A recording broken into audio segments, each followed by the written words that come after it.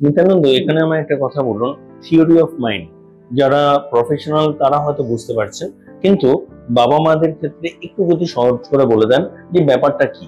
আচ্ছা, এখানে theory of mind বলতে যেটা বোঝায়, ধরুন WH কোশ্চেন বা আপনাকে যদি জিজ্ঞাসা করা হয় যে আপনি 2 মাস আগে যেখানে বেড়াতে গিয়েছিলেন ওখানে কি কি দেখেছেন, এই যে আপনাকে পেছনে ফিরে গিয়ে যেটা আপনাকে প্রপার মনে রাখা বা proper step by step answer দেয়া, বা কখন হয়েছিল, কেন হয়েছিল, কিসের জন্য হয়েছিল, এই যে প্রত্যেকটা WH question, who, what, which, when, how, এই যে প্রত্যেকটা স্টেপ বাই স্টেপ, যে এখানে আমি একটা এই কথাটা বলতে গিয়ে আরেকটা কথা বলবো।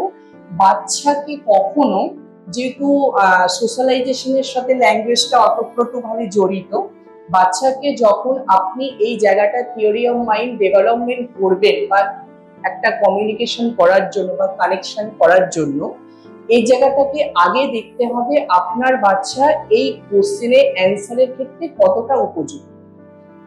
প্রথমে বাচ্চাকে কখনো কোশ্চেন করবেন না, বাচ্চাকে ফার্স্টে স্টেটমেন্ট দেবেন যে ধরুন এটা জলের বোতল। যদি আমি বলতে পারি এটা জলের বোতল নিজে থেকে, উইথাউট প্রম্পট ছাড়া, বা প্রম্পট মিন আমরা এখানে সাহায্যটা যেটা বলে থাকি সেটা সাহায্যটা ছাড়া, তখন কিন্তু আমি বলতে পারবো এটা কি, তখন ও বলবে এটা জলের বোতল। মানে আপনাকে কিন্তু এই যে স্পিচ বা ল্যাঙ্গুয়েজের ক্ষেত্রেও অনেকগুলো কিন্তু প্রিলিমিনারি স্টেপ বাই স্টেপ কাজ করতে হয়।